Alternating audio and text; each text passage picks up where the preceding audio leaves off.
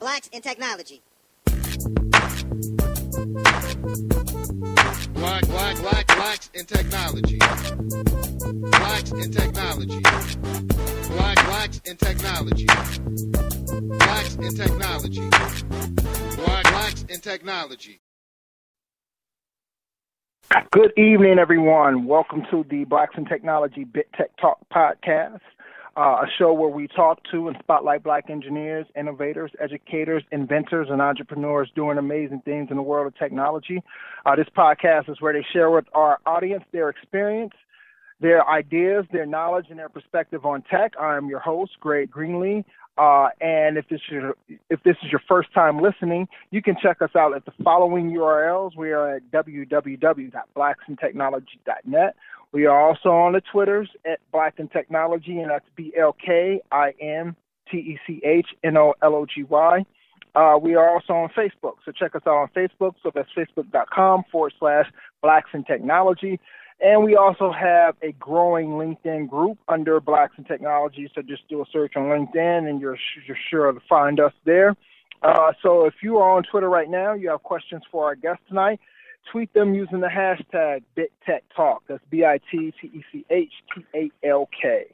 Blacks in Technology is a tech-focused community and media organization focused on increasing diversity in technology.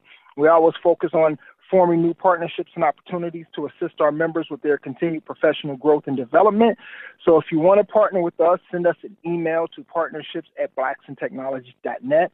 Any general inquiries, you can send an email to us at info@blacksintechnology.net. And if you want to sponsor one of our fabulous podcasts and get your organization or your company or your business or whatever in front of our live audience, you can send us an email to sponsorship@blacksintechnology.net. Now, a couple of announcements. I announced this on our last podcast, but the DevOps Days Ohio thing is coming up. That's going to be November 18th and 19th. And no one has claimed any of the free tickets that we have to give out. So if you are going to be in the Columbus, Ohio area during those dates, November 18th and 19th, and you are interested in DevOps, shoot us an email to contact us at blacksintechnology.net and let us know that you would like a ticket. We've got a few of them for our members for you to attend that conference for free. It's going on at the Bluestone in Columbus, Ohio, and that's November 18th and 19th. Also, there is Tech 808 event that's coming up in New York, and that's going to be on Monday, November 9th from 9 a.m. to 4 p.m. If you check out the Blacks in Technology site, we do have a discount code for that. I think it's BIT. So that is put on by the guys at now the Fat Startup. Okay, I almost lost that there. So the guys at the Fat Startup are putting this on. It's one of the most anticipated conferences of the year. It's pairing hip-hop and entrepreneurship and technology all together. It's going to be happening at the Clive Davis Institute of Recorded Music in New York University. So, yeah, definitely check that out if you're in the New York area. We actually have 5 members of the Blacks in Technology community that are actually attending that, courtesy of Blacks in Technology and our partnership with Tech 808 and the Fat Startup. So congrats to those people for winning tickets. So, again, Tech 808 happening in New York City, November 9th, 2015. There are a number of jobs on the jobs board, so actually go check that out as well. And I do want to make an announcement about our Slack channel. Our Slack channel right now is at 245 members. So if you know what Slack is, it's the newest thing right now for messaging and chatting and things like that. We have a number of different channels, including entrepreneurship, everything from, open source software to tech to, just random socializing. So we have a form that you can fill out. If you go to the Blacks in Technology site and type in Slack, on that web page there, you will see a form that you can fill out to get your invite to the Slack group. So go check that out. Join us there. There's a lot of people always talking about some good stuff there, and we'd love to have you. So check out our Slack group. All right. Let's get into this podcast. I want to introduce our guest tonight. This is a really I'm really stoked about this podcast because I can't totally recall how I found out about our guest tonight, but I do know that I think it was in our Slack group, I want to say, and somebody posted about the blog post that our guest put up. And I read it, and I instantly was like, oh, yeah, he's got to be on our podcast because it involves technology and it involves comic books, graphic novels. So I was instantly hooked. I read the entire thing. He did send me an advance copy, and so I read it, and I love it, and you're going to love it, too, once you get to read it. So I want to introduce Roye Okupe. He is out of Nigeria. He is a veteran creative specialist who holds both a bachelor's and master's in computer science from the George Washington University. His passion for animation led him to found YouNeek Studios in 2012, an avenue that would allow him to pursue his dream of creating a diverse library of superheroes. So I'm going to introduce Roye to our show. We're going to talk about his latest graphic novel, EXO, and you're going to hear all about it. It's a great story, and I want to introduce Roye. Roye, thanks for joining us tonight. Thank you for having me. Excited to be here. Oh, no problem. I'm excited to have you. Like I said in the introduction, I read the entire graphic novel. I loved it. Thank when you I first so much. heard about you, yeah, definitely. When I first heard about you, I knew that you were a must-have person on the podcast, and it was that day that I read that blog post, and I read when I'm reading that blog post, I could read your passion and what you were doing, and I could totally relate to the avenue that you took as far as saying, you know what, if people aren't going to open up the door for me, I'm going to kick it down. Right. And I admired that, and I was like, I got to have this guy. So instantly, I sent you an email. I was like, hey, I got this podcast. I want to have you on, and now here you are. So give us a little bit of insight into your background and your education, and how you came about founding YouNeek Studios. Yeah. So I was born and raised in Lagos, Nigeria. I came to the U.S. in 2002, I believe, and I actually came because I, wanted to study computer science at George Washington University, and I did my undergrad, and I felt like that wasn't enough, so I went back for a master's in computer science. But I've always had I've always had a passion for animation and superhero stories from when I was a kid. I mean, I grew up watching Ninja Turtles, Transformers, Superman, Batman, Batman the Animated Series, right. Justice League, and all the cartoons. I was literally glued to the TV anytime I came back home and on Saturday morning. So it's always been a huge part of my life. So even when I was, studying computer science, there were a lot of things I was doing on the side, learning how to animate, learning graphic design and different kind of things. So I've always had, both those passions for, tech and also, the arts and things like that. For me, when actually growing up, I realized that as much as I love these heroes and these cartoons, there wasn't a lot of representation when it came to Africa or Nigeria, to be specific. So I decided that when I did get a chance, I was going to, try and create my own stories and share them with the world. And as soon as I got the opportunity, when I got out of school and, I was a little settled, I decided to, take that risk. And, and that's how I started YouNeek Studios. And, we recently released our first book, EXO, The Legend of Wally Williams. It's been doing great so far. And that's kind of like my backstory. There's a huge part of it that I haven't, said yet, but I'm sure with the questions that are coming, I'll be able to, chip in here and there. Right. Right. And I noticed that you said, how comics were a big thing for you, a big part of your life. as you were growing up. And I want to say that they're still a big part of my life now. It's funny. Oh, for sure.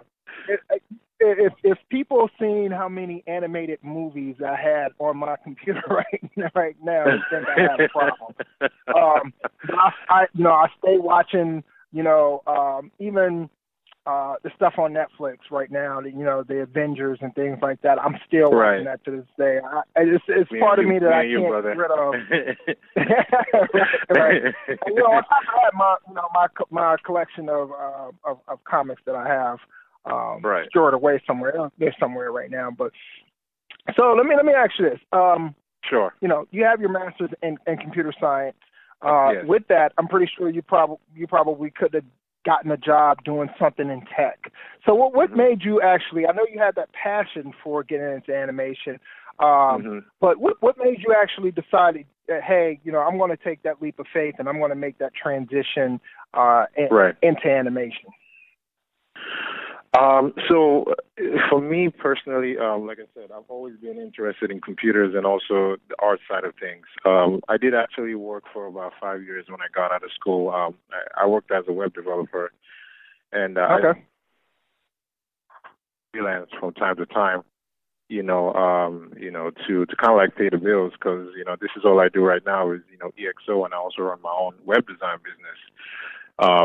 As well. So for me, it's not like I'm completely out of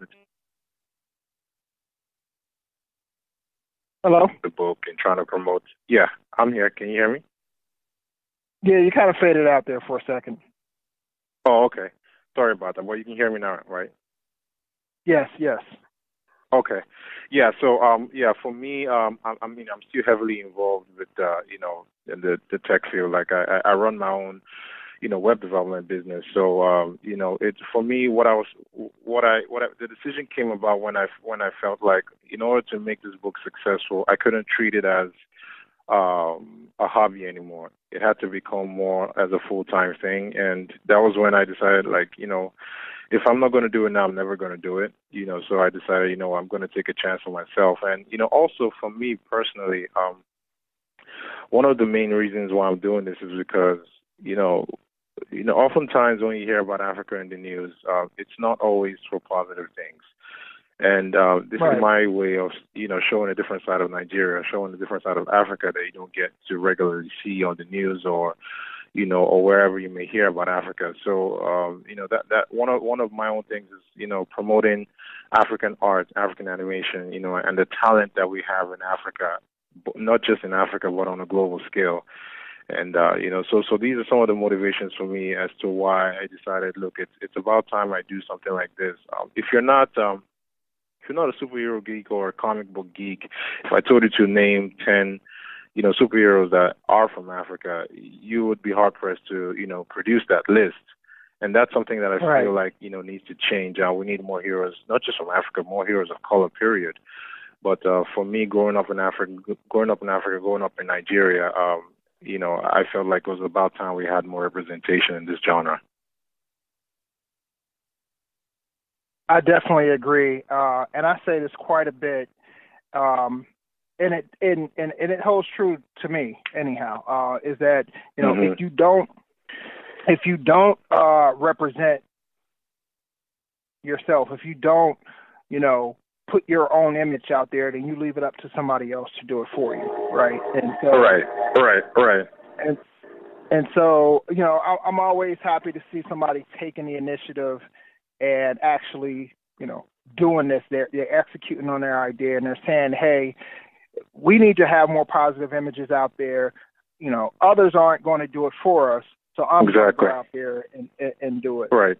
So I definitely commend you for that. So because Thank you. It's one thing to talk about it, and it's another thing to execute and have action on it. And so that's great.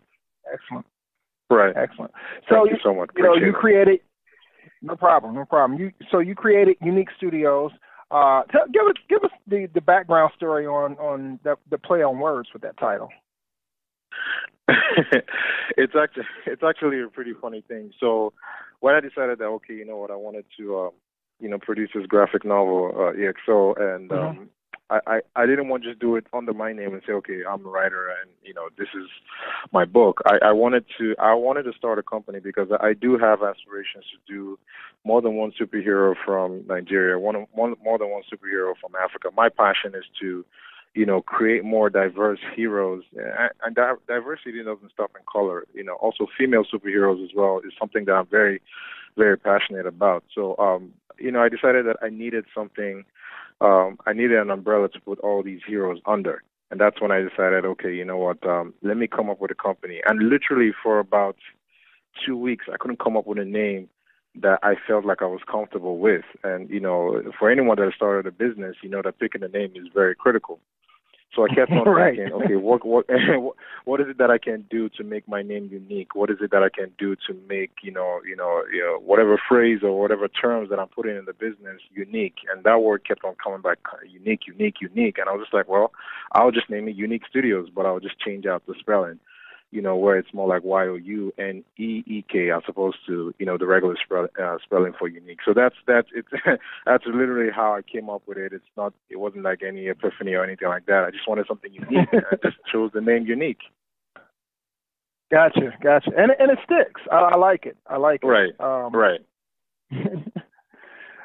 So we've talked about that you have your background in tech. How did that help with founding the company? Did your background in tech actually help? Did it deter it in any way, or was it like kind of a match made in heaven?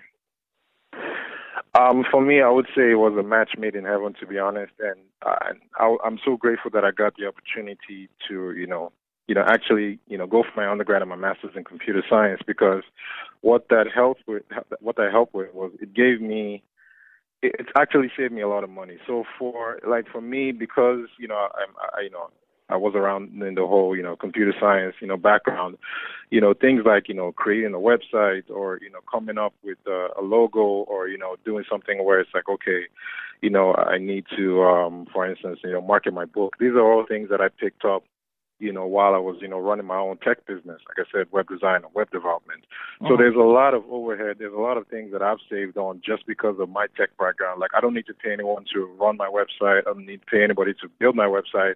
I don't need to pay anybody to, do different things that, as a regular business, you would need a tech guy or a tech company to actually help out with. So for me, it was a match made in heaven. And also, a lot of aspects of the book are based around tech. So it was easy for me to do my research, easy for me to grasp things real quick in terms of, okay, attaching this to the story and, making certain elements work, with a suit. How does a suit work? What are the limitations? Things like that. So there were a lot of things that, I will say that really, really helped with my tech background and putting it together. And, for me, like, I've always been into sci-fi as well, the Matrix, Terminator, different things. I grew up on all those things too.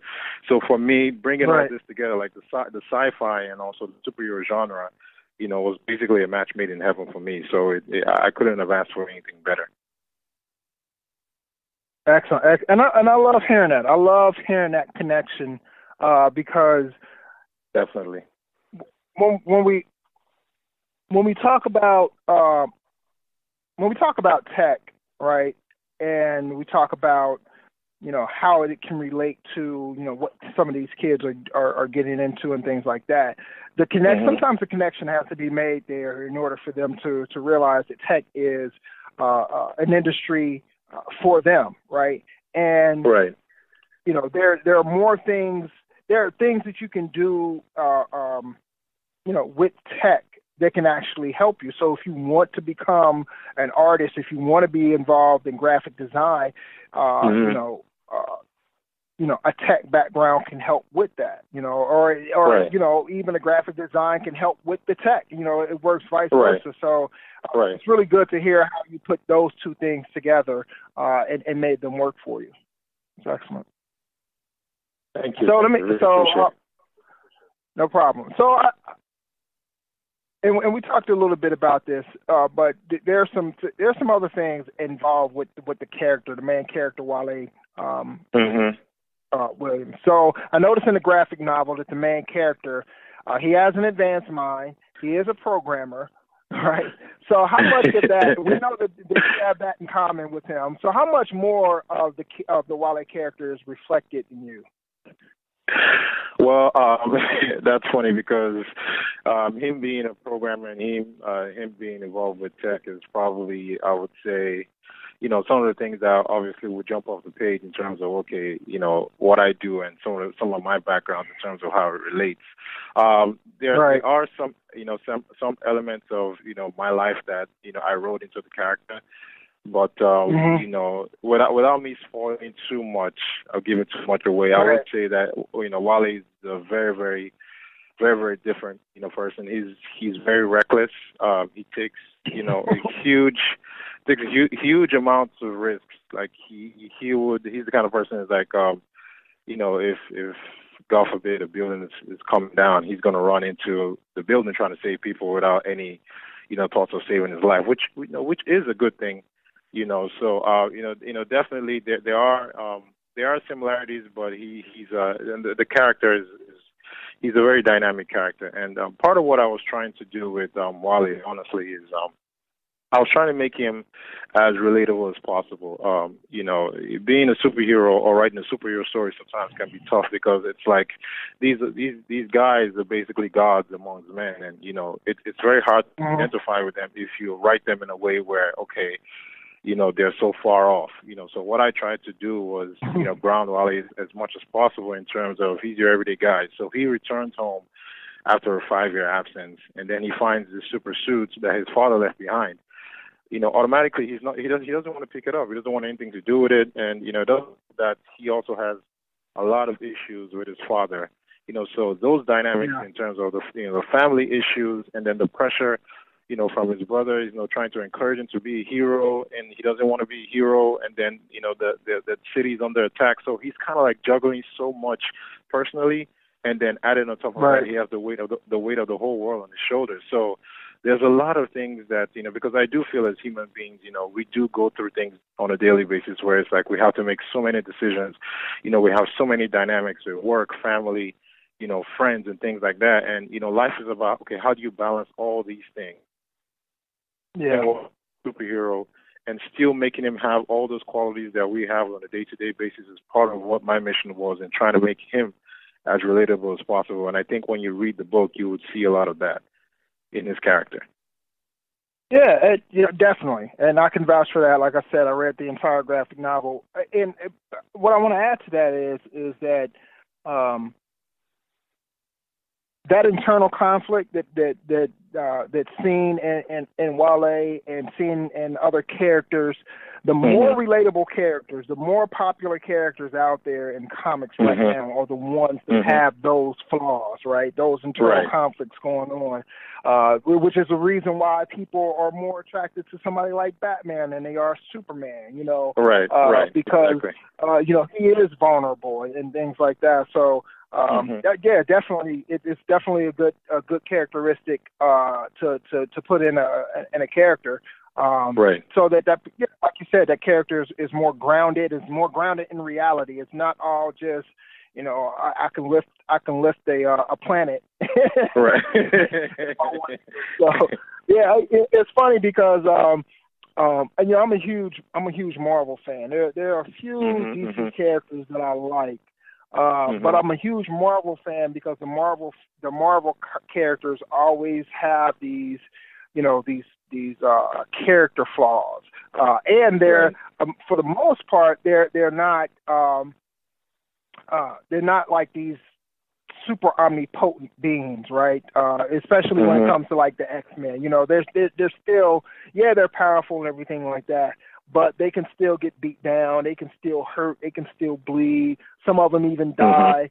And I always like that as compared to some of the DC comics because some of their characters are just so far, they're so like omnipotent that it's just like, oh well, who can beat somebody who can run at the speed of light? Or somebody who can run so fast that he can change time, stuff like that. I like when they came back around. I like when they came back around and kind of grounded those characters a little bit and started putting some limitations on their powers, so they're not so, so godlike. So right. No, definitely. I mean, I completely agree. I mean, I personally, for me, I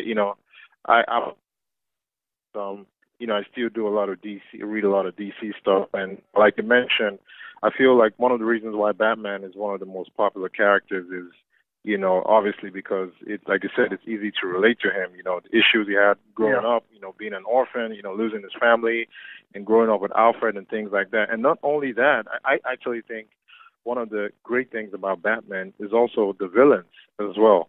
Because they are also not so much, thrown, far-fetched. I mean, apart from characters like maybe Killer Croc and things like that, all of the other characters, the villains are, so grounded as well. And it's like, like for instance, the Joker is just a complete psycho. Like I can imagine just a stupid psycho running. No, seriously, it's like it's something that you can relate to. It's like, oh, this guy is he's lost his mind and is doing X, Y, and Z. So, that's part of what I feel like you said. Making characters not just the hero, but the villains as well. Right. I personally, like for me, I like to write a villain in a way where, it's not just about, okay, I want to take over the world, I want to destroy, the earth. It's like, okay, why do you want to take over the world? Or why is it that you want to kill this person? Why do you want to destroy that person? Like, what is the villain's backstory? Like I try to write it in a way where when you do see what the villain or why the villain is doing what he's doing, it's not like you're going to root for him, but it's like, okay, I actually understand why he's doing what he's doing. I may not agree with what he's, doing in return or the way he's responding to it, but I can understand why. Yeah, and I got a question coming up too about that, because I actually peeped that about the villain in your story. So we're going to get to that in a second, and we're not going to give everything away, but it's interesting. It's definitely interesting. So from a science and technology standpoint, and I know you said that your background in computer science kind of helped you with creating a character and some of the the backstory and things like that. How much of that how much research and planning actually went into creating XO?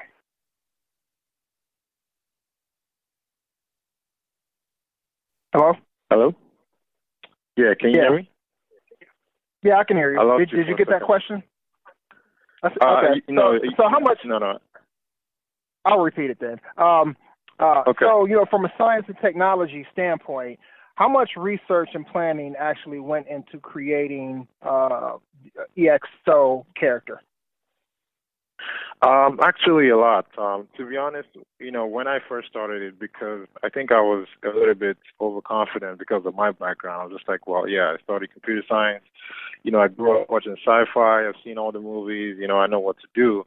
But then when I actually started the writing, it really hit me that, well, you know what, because I started to care more about the characters, I started to care more about the story automatically, and I wanted things to be as authentic as possible. So a great deal of research actually did go into, what I was trying to do, because like I said, it's more, his powers are based on tech, and not just the tech outside the suit, but the tech that's within, Wally himself. So it was. I'm trying not to spoil the whole story. But it was. There's a lot of research that did go into the background, and also being that it's set in the future. I mean, it's a near future. It's 10 years ahead.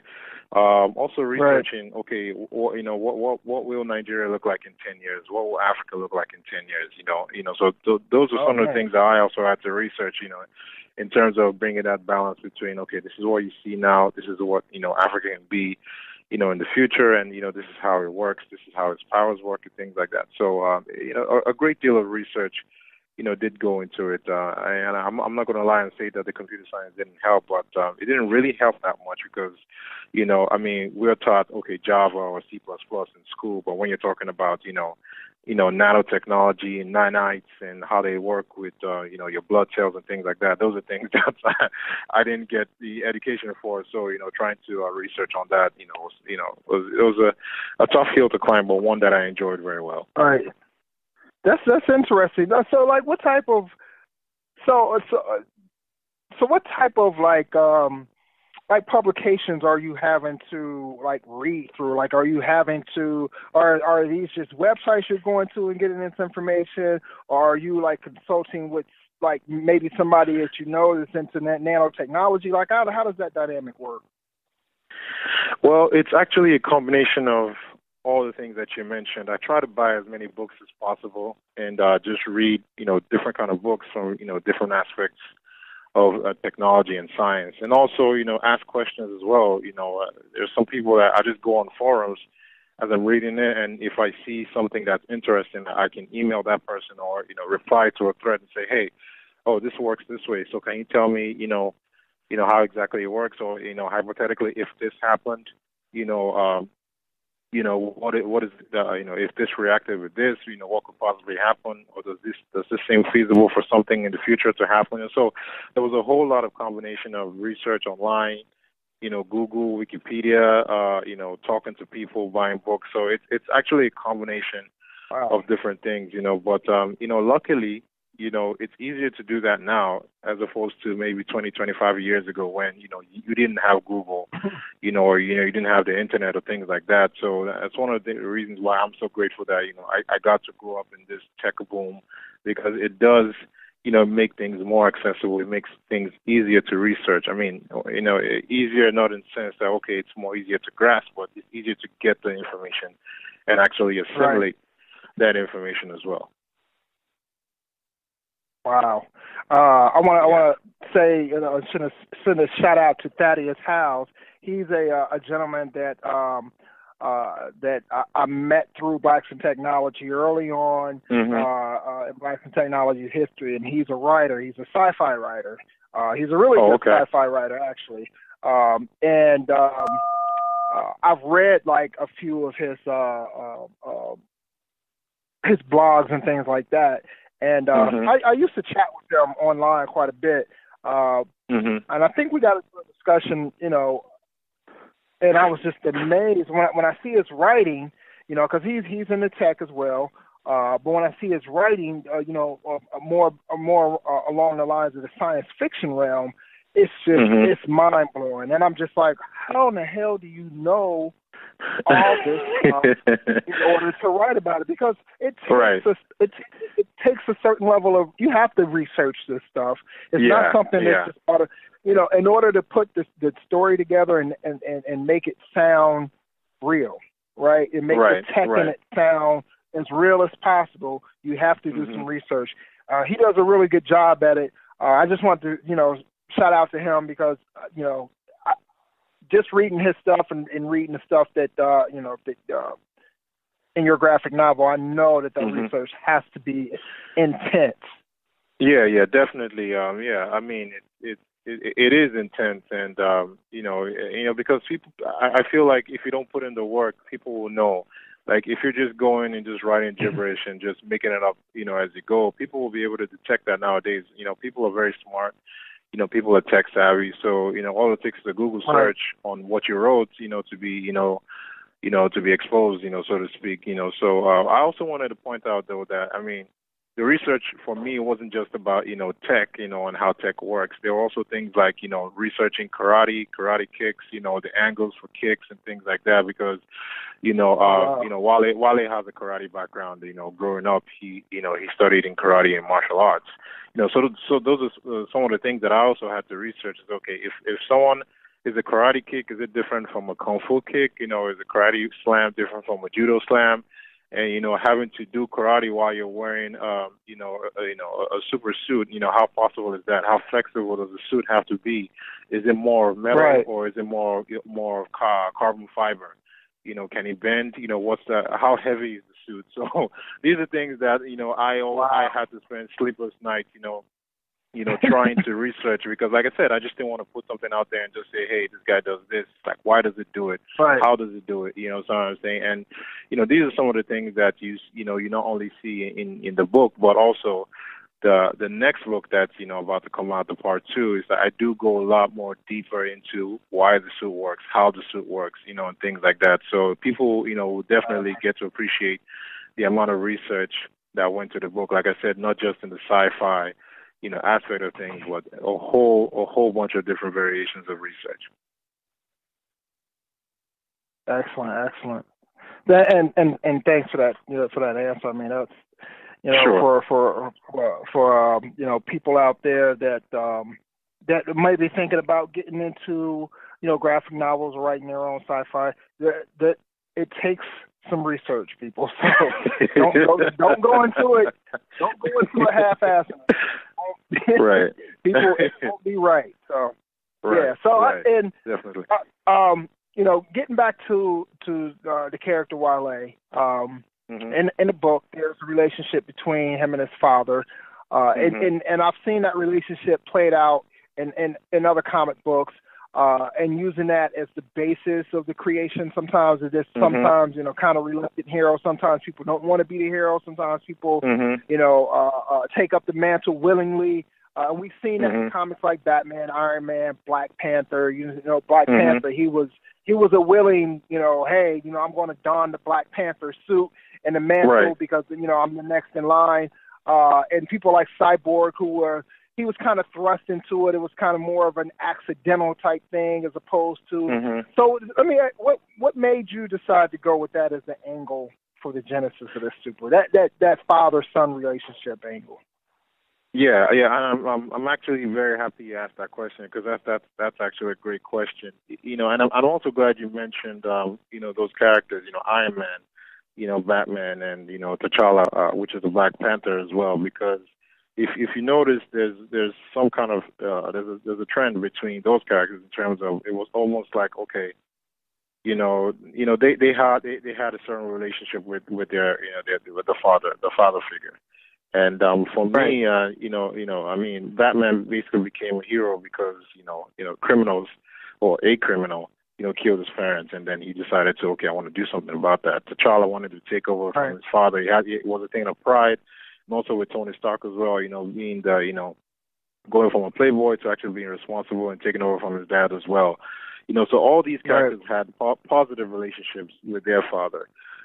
What the twist is in EXO is that Wale actually hates his father, and for me, I felt like that was a more interesting dynamic to play on, as opposed to like you said, the regular. Okay, my father built the suit. Okay, I need to take up the the mantle and actually finish his work and complete his work, save the day, and then the book ends. I immediately wanted to flip that over and be like, okay, he gets back and he doesn't want anything at all to do with his father, and there's a really, really good reason why I really want to give it away, but I can't because that's actually one of the right.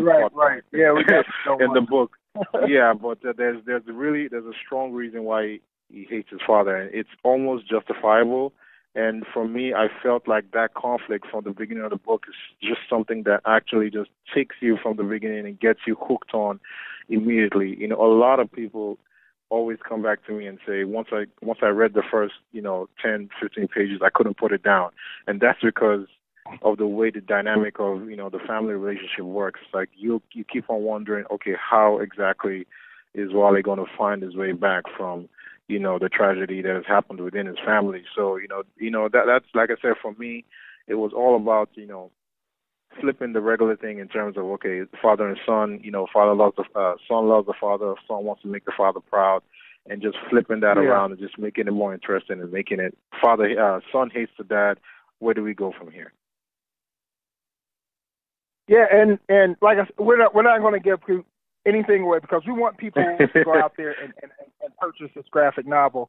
Right. So, I mean, what was that process like to even come up with a storyline that you feel is going to capture, an audience like that? And I can, definitely vouch for what you said about the first 10 or 15 pages. Once you get into it and everything like that, you're just like, oh yeah, this is going to be good. I need to read the whole entire thing.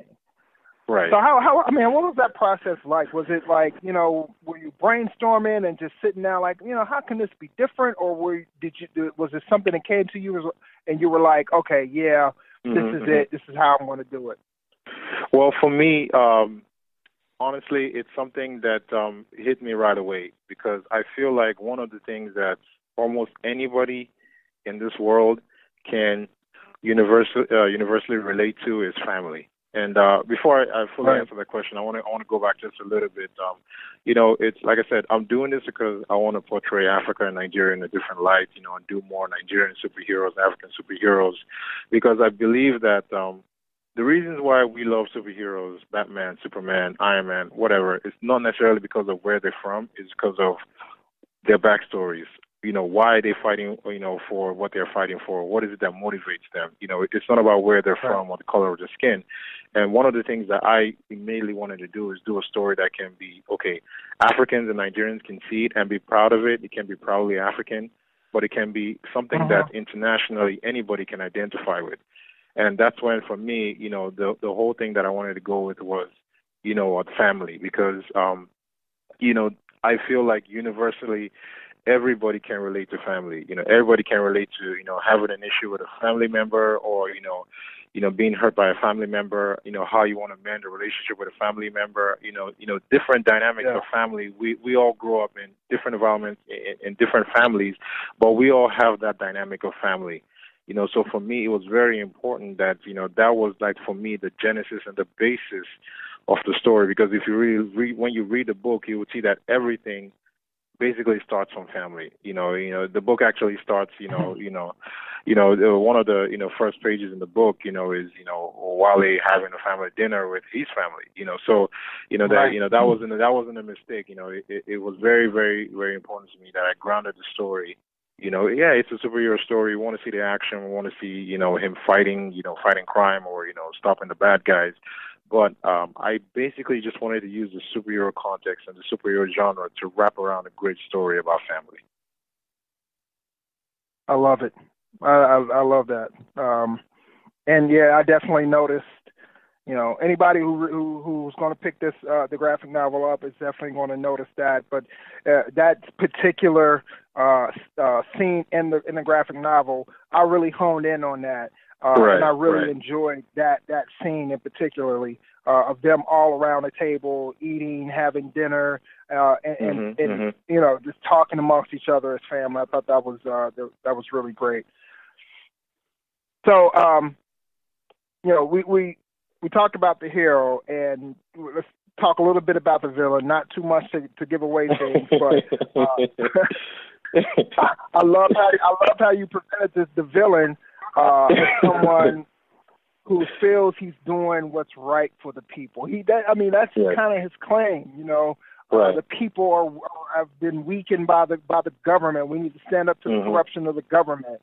And I love that aspect of it. Whether or not I haven't totally figured out, because I'm waiting on the second one. Of course, I haven't totally figured out if this is all just a farce by him, but if it's genuine, it could be genuine. Some of these villains, they're delusional, and they actually believe that they're doing good by the people. So, how much of that is taken from the climate of what it is now in Nigeria? Is any of that taken from any of your background or anything like that?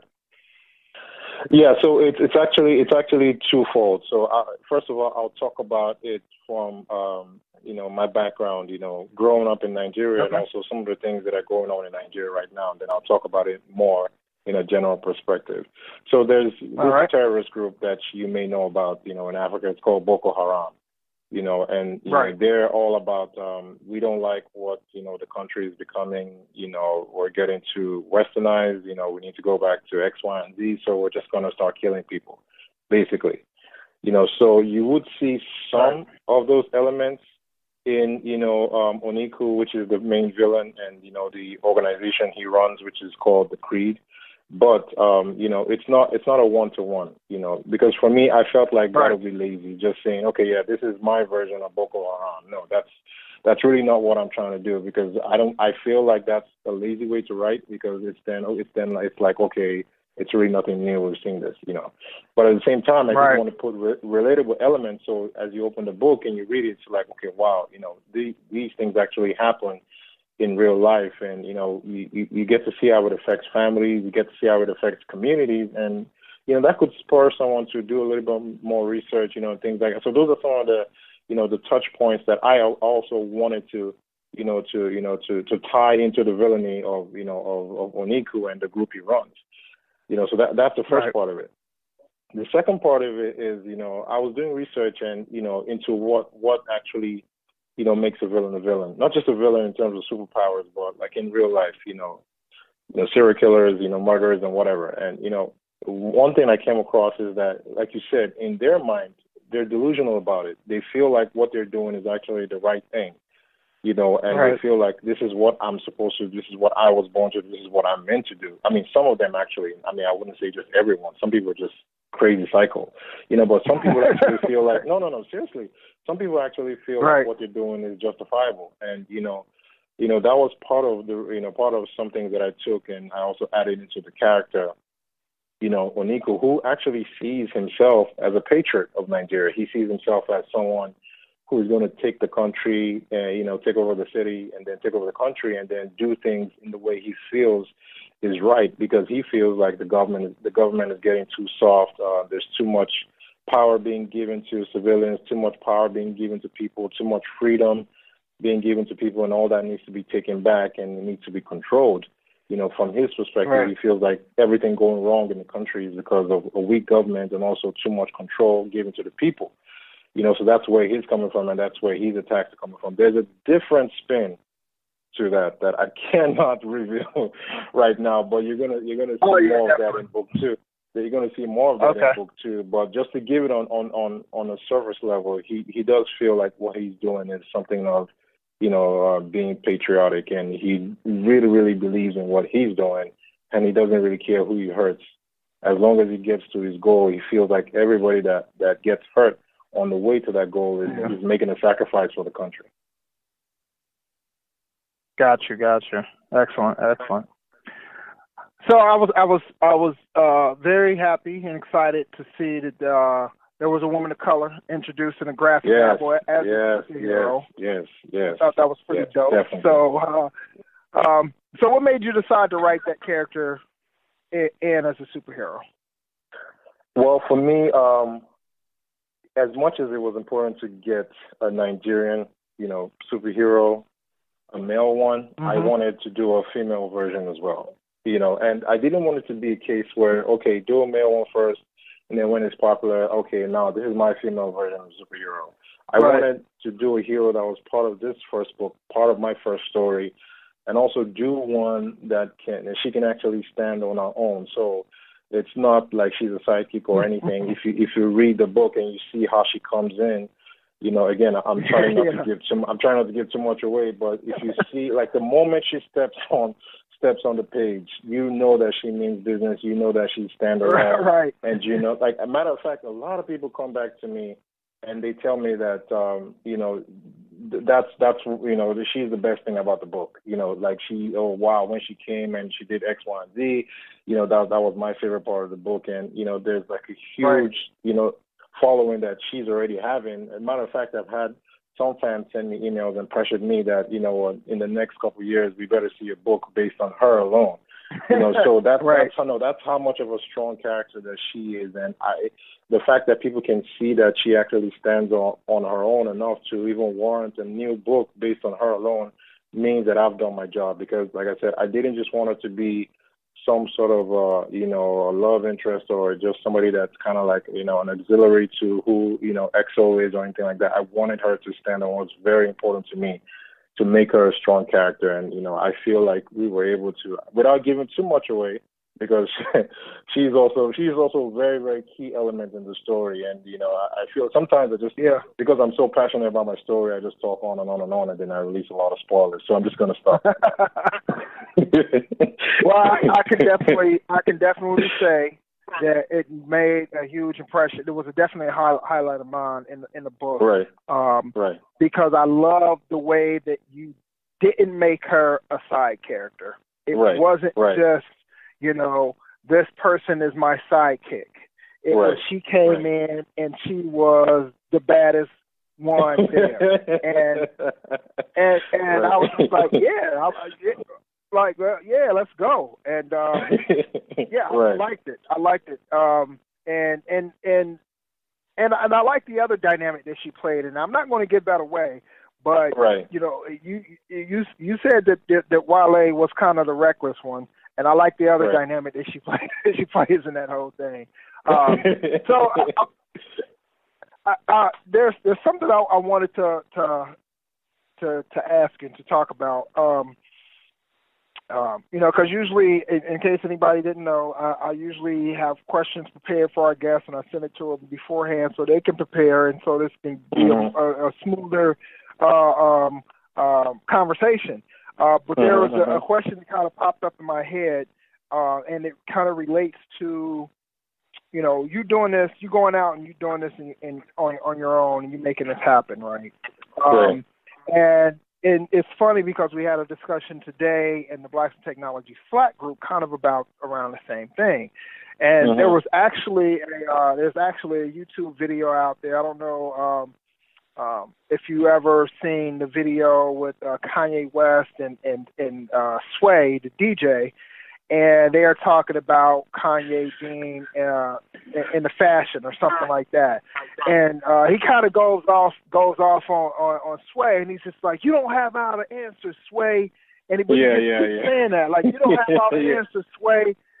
But what the whole conversation, what Kanye's point was, or I guess what he was trying to get around to is that, you know, it's hard for him to break through, right? And I think Sway was just, what he was trying to say in that whole thing was, you know, you're worth over $100 million. Why don't you just do it on your own? Why do you need Ralph Lauren, or why do you need Gucci, or whoever the fashion designer is to do it when you make a ton of money? So I guess my question to you, because I know this is a thing in the comic book realm, is you know, having characters or people of color depicted favorably and as superheroes in comics.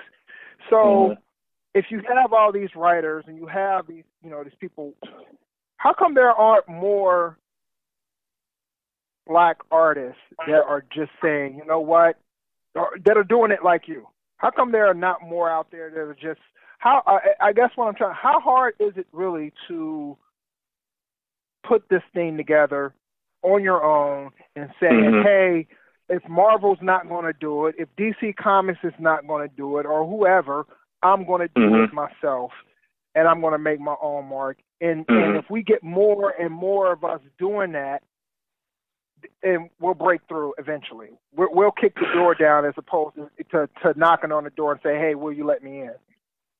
Yeah, that's an excellent question. And, you know, most of what I'm going to say now, I covered in, I guess, the blog that you actually, you know, saw, and then that's how you found me. The blog is titled "Don't Be Afraid to Fail." You know, if you haven't seen it, just, you know, go to my website, YouNeekStudios.com, and, you know, check on the blog. You'll be able to see that. It's actually a very great read. It's something a lot of people say it inspires them. It actually inspired me more as I was writing it, so I would recommend you check that out if you can. But yeah, to answer your question, I think it's very simple as to the why we don't have more of this. You know, it's very difficult. It's, to me, this is the most difficult thing to get to where I am right now. It's the most difficult thing that I've ever had to do in my life, and I feel like the only reason why I am where I am right now, I'm not where I want to be yet. I still feel like there's a huge opportunity out there, and there's a position that I'm trying to put myself in, you know, that I feel like I'm so far from, but at the same time I'm so far from where I started from. So I thank God for that every single day. But you know, it's the reason why I feel like I am where I am today is because I just wanted it more than everybody. I feel like I wanted it more than Marvel, more than DC, whoever it is that was doing comics. At the time when I started doing this thing, I literally wanted it more than anybody, and I was willing to risk every single thing, you know, for it. I mean, I've, you know, since I started this, I quit my job, my 9 to 5. I was making a lot of money doing, you know, web development. You know, I was doing government contracting, so I was living a very comfortable life, you know, and I quit my job. I put all that aside. All my savings, all everything that I had, I put it into this comic book. So I put a whole lot on the line to get to where I am. And just to digress for a bit, initially in March 2012 was when I decided I felt like I wanted to do this project. I wanted it to be an animation at first. That's what I wanted, an animated series. So I put together a short clip of, animated test pilot episode of what I thought, thought the EXO would be like. You can also check, the trailer out on my website too. I started shopping it around to different people, huge distributors, different investors. And as much as they liked the quality, they liked the trailer, I kept on hearing, well, we don't know if this is gonna work. We don't know if this is gonna work. The character, I don't know. We have so many superheroes. I don't know if we can work with yours. Sorry, blah blah blah. I even had one producer tell me to change the main character, change the color of the skin. And I was like, wow. With all due respect, this is the only reason why I feel like I'm unique right now is because I'm doing a superhero based out of Nigeria. How many of that have you heard about, before? So I did that literally for about 2 years, and I just decided, you know what, if no one's going to make my dream come true, I'm going to go outside and do it myself, at least what I can do, because there's one thing that I always say, in this life, nobody really owes you anything. If you want to make your dream come true, you have to go out and make your dream come true. That's where it starts. Yes. And then once people start to see your dream coming true, that's when they join the bandwagon, so to speak. So I decided, you know what, I'm just going to take a step back. Obviously, I can't afford the animation myself. I don't have millions of dollars to do an animated series myself. So what can I do? Do a graphic novel. So I saved up a lot of money, started a Kickstarter, was able to raise $10,000, thank God. And I just produced a graphic novel. And as soon as I launched it, it's been a great ride, positive reviews, people telling me that, this is one of the best books they've ever read. People telling me that, they can't wait for the next one, and they're so proud of what I'm doing. And these are people that are not my family members or friends. These are people like I haven't even seen from anywhere. So it's, just to go back again to answer your question, it's not easy, as a first-time producer or a first-time writer or first-time, whatever, trying to do a comic book, and also being a person of color, it's hard. Right. There are not a lot of opportunities. Even till now, some of the bigger comic book blogs have refused to feature anything from me. I've sent out emails, sent out different things, and it's just like, well, we don't know if you're going to generate a lot of hits, so we can't post your stuff on our website. So I still face a lot of challenges even till now. But that's part of the process, man. If you're not ready to pay the price, then you might as well just go back to the status quo, because like I said, you have to want it more than everybody else. You really do have to want it more than everybody else. Well, I'm definitely glad you didn't go back to the status quo, because, like I said, I really enjoyed the graphic novel, and I definitely can't wait to the second and the third, and however many you make. I'll keep definitely supporting it. Thank you. So with that, what advice would you give to anyone wanting to pursue the same endeavors that you have, and possibly creating a graphic novel? What's some practical advice that you would give them? It's the same advice I give to anybody who's trying to chase a dream. It doesn't have to be a graphic novel. It could be could be you wanting to, be a lawyer, you want to start your own business, you want to write a regular book, whatever it is that, you have to try. You can't let fear, determine your future. I always say that I would rather try and fail, than not do anything and then in 20 years look back at myself as a failure because I didn't try.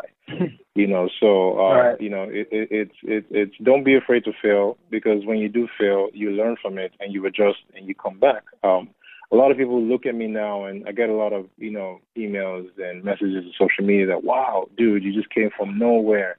Your stuff is awesome. And in my mind, I'm like, no, I didn't just come from nowhere. I've been trying to do this for almost 4 years now. And it's recently just this year that, I finally got a break, because I decided to take a chance on myself and, put myself out there, put my story out there, and just basically put everything that I had into what I believed in. So what I would say is if you do have a dream, could be a graphic novel, whatever it is, don't be afraid to try and don't be afraid to fail, because the alternative, I believe, is a failure. Not trying is failing. Excellent advice, and I wholeheartedly agree. The thing about that I take away from that is something that we were discussing in a Slack group today, and it's about action and execution, right? It's you can talk all day about it, but that's not going to get you anywhere. Right. You have to act, you have to execute on it, and that's just that. And if you can say that you did that and gave it your 110% or however, and you still didn't make it, then you're better than a person who's sitting there still talking. Yeah. Right. Yeah. Exactly. Exactly. So I definitely can agree with that. So what's next for you? What's next for YouNeek Studios? What do we have to look forward to in the future? Well, I mean, the first thing that you have to look forward to is hopefully buying the book. If you haven't gotten it yet, please go to the website. It's YouNeek Studios.com, and you can get the book. It's actually I put it on sale right now, so you can get it for a cheaper price than you would regularly get it online. It's also on Amazon as well. It's on Comixology and it's on Kindle. You can basically get it anywhere if you read books. So please support. It's a great book. Great story, great characters, and I guarantee you're going to enjoy it. But in terms of the next things, it's book 2. I already, it's funny. Literally 5 minutes before you called, I wrote the last line for book 2. So that's done. The script is done. For book 2, and that should be coming out sometime spring of next year. It would have come out sooner, but being that book 1, this is my first graphic novel. I wanted to give people enough chance, new people to actually get the book, read the book before book 2 came out. So that's why there's a huge gap between 1 and 2. But not only that, we're trying to get this into an animated series. We've gotten a lot of attention now that we released, book 1. CNN has featured the book, BBC, Mashable, Huffington Post, Forbes has, written articles about it as well. So there's a lot of people that, are aware about the book, and there's a lot of people that know about it. So, we are getting, some attention from, networks and distributors, not just here in the U.S., but also outside in Africa as well, Europe.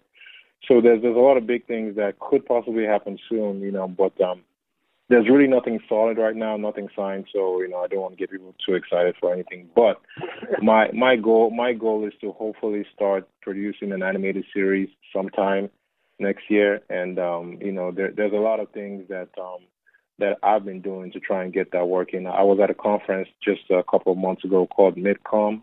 It's basically where you go, to shop, pilot episodes for not just TV, but animation. And, a lot of people were blown away from the test animation that I did and also the book as well. And we got some interest from there as well. So hopefully next year, you're not only seeing book 2, but you also see some kind of, progress in terms of the animated series from EXO and also other superheroes as well. I have a lot of other ideas that I want to, produce for diverse superheroes. So watch out for that too. So.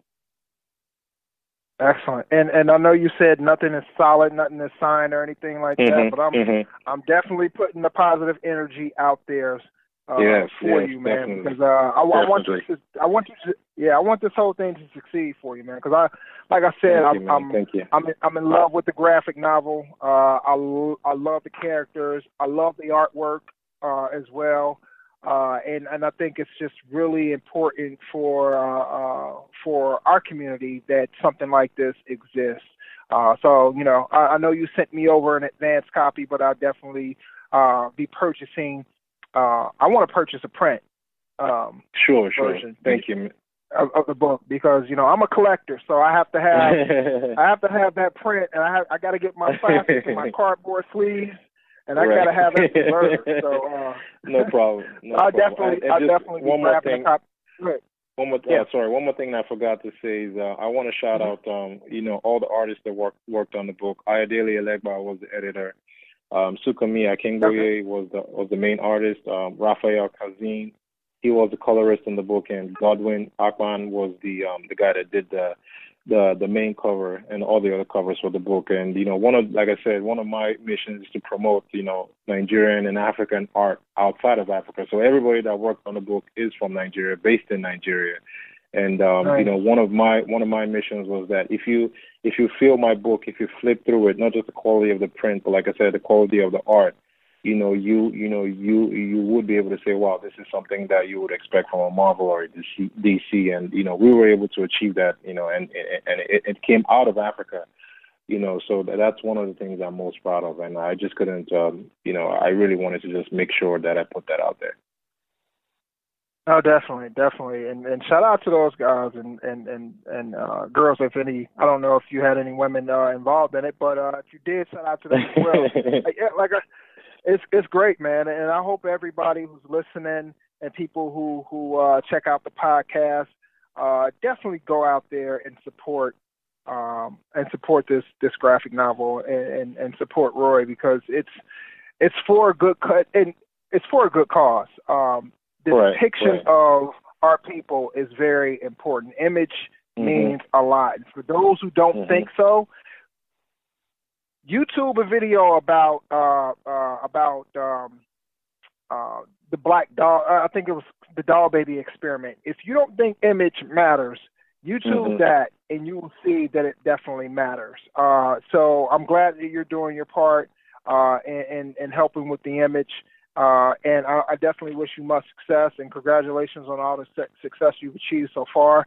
And thank you so much, man. Definitely keep Blacks in Technology in the loop as to when the next one's coming out, because I'll definitely throw that up on the site and preview it and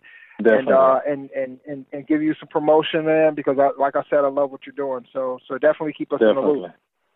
Definitely, no problem. There was something that I'm so sorry. Sorry about that. No. I wanted to mention, because it's very funny that you mentioned in terms of being represented and the baby doll experiment. There's a guy in Nigeria right now. What he does is that he sells black dolls, like alternative to like Barbie dolls. And in an interview, they were asking him, how did you come about this? Why are you doing this? And he kind of like said the same thing that you're saying, like he feels like representation matters. But what actually struck him is that he had a 4-year-old daughter, and he used to buy her a lot of Barbie dolls. And one day, she picked up the doll and she was playing with it while he was there, and she was like, Daddy, I wish I was white. And he was like, that was just when he was like, oh my God, like, this is actually something that, like you said, could be a problem in terms of representation. So it's not just important for us grown-ups. It's also important for our children that, you can see, a black superhero saving the world, or a Latino superhero saving the world, or a female superhero, saving the world. Because superheroes, they're very powerful right now in terms of, our generation, and they are seen as saviors. So it's very important that they are diverse, because, every culture wants to feel like, well, somebody from my background could be as important as that. Somebody from my background could be, a savior for, a city, or a savior for a country, and things like that. So, I like that you mentioned that, and that's why for me, like I said, it's more than just a book. It's also about representation as well. Definitely. And before we get out of here, give us, how can people contact you? How can they, check out the book, and how can they follow you on Twitter? Give us all that good stuff. Yeah, so you can find me on any social media: Twitter, Instagram, Facebook, Pinterest, whatever it is, at YouNeek Studios, and that's spelled YOUNEEK Studios. So you can find me anywhere. And the best and easiest and the fastest way to actually get the book is on my website at YouNeekStudios.com. Again, YOUNEEK Studios.com. And you can get the prints, you can get digital. Everything is available on my website. And like I said, you can also get it on Amazon, Comixology, iBooks, iTunes. It's everywhere. Basically, just do a search for EXO, The Legend of Wally Williams, and, literally you'll be able to find it. Excellent. Again, Roye, I definitely want to say it's been a pleasure to have you on the show. Wish you much success in the future. Wish you much success right now. Thank you. Keep us in the loop, and we'll definitely keep supporting you. All right. Thank you so much, Greg. I appreciate the time. You're welcome. Take care. All right. Bye-bye.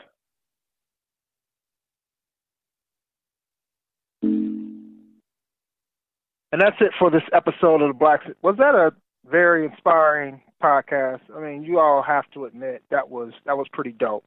Like I said, I ran across this article, and I immediately said, I have to have this person on my podcast. It just, the intersection of all, the interests of, within technology and comic books and representation and image and everything, it all came together as one. And this one guest, and that's why I had to have him on. So I hope you all enjoyed it as much as I did. Definitely check out the graphic novel. He shot me an advance copy, but I'll definitely be purchasing a print copy.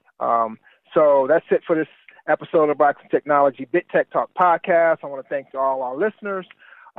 Thanks to our guest, Roye Okupe. And if you like what you heard tonight, want to let us know, you have any suggestions or comments, email them to us at contactus@blacksintechnology.net. We will be back probably in a few weeks with another great guest, so I hope you'll tune in then. And remember, tech yourself before you wreck yourself. Take care and have a good night. Blacks in Technology. Blacks in technology. Blacks in technology. Blacks in technology. Blacks in technology. Blacks in technology.